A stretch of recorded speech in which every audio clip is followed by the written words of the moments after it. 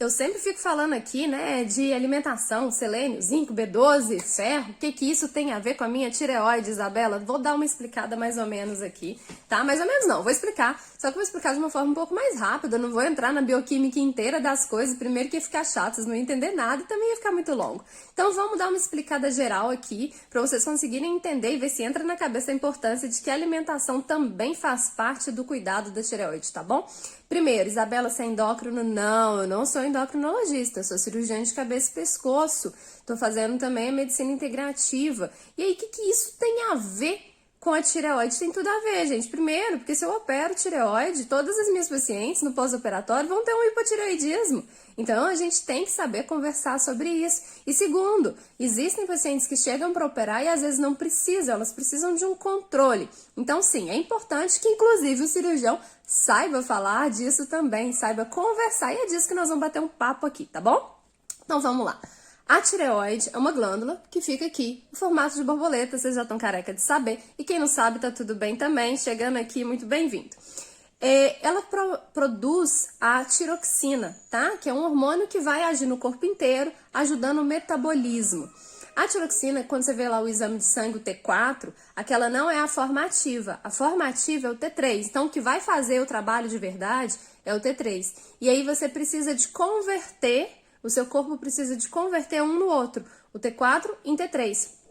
Na conversão, você precisa do selênio, do zinco, da B12, do ferro, tá bom? Por isso que eles são importantes, porque não adianta você ter o TSH e o T4 normais e aí você tem sintoma de hipotireoidismo. Por quê? Porque às vezes você não converte o T4 em T3 de forma adequada. E aí mesmo com os exames normais, você não tá controlado, tá? Então você precisa também disso.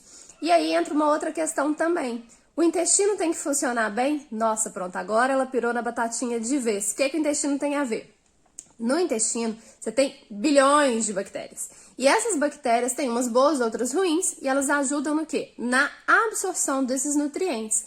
Se você tem um intestino doente, um intestino que não funciona legal, que não absorve bem, o que você faz? Você não absorve esses nutrientes. Se você não absorve os nutrientes, você não converte T4 em T3, seu corpo não funciona bem, você inflama, você pode inclusive desenvolver uma tireoidite de Hashimoto, que está fortemente relacionada a doenças intestinais. Sim, a tireoidite de Hashimoto, ela é principalmente uma desbiose intestinal. Então, controlando bem o intestino, você controla a sua tireoide também.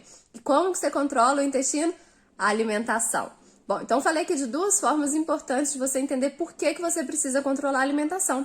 Exercício também é legal. Por que exercício é legal?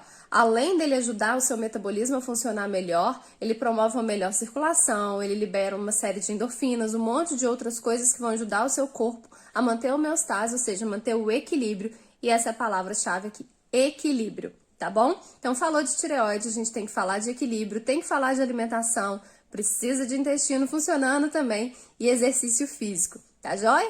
Então, feito esse resumo, me conta aqui qual que é a sua dúvida, que a gente vai conversar mais sobre o assunto.